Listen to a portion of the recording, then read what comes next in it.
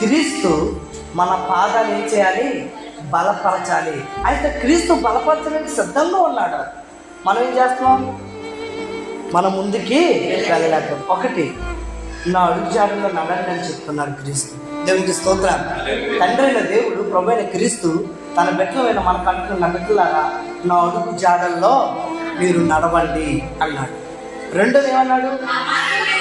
నా మార్గమందు మీ నడకలను స్థిరపరచుకోండి అన్నాడు. మూడోది ఏమన్నాడు? నీ వాక్యము అది ఇప్పుడు దేవుడు ఏమంటాడు? నా వాక్యం నీలో ఉంటే నీ పాదము వెలుగులో.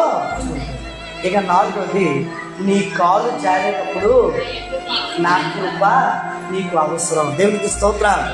దేవుని అడుగు జాడల్లో నడాలి, ఆయన మార్గంలో నడాలి. మూడోది, ఆయన వాక్యాన్ని మనం ధ్యానించాలి, వాక్యం ప్రకారం మనం గైకొని ముందుకు వెళ్ళాలి. ఇక నాలుగోది,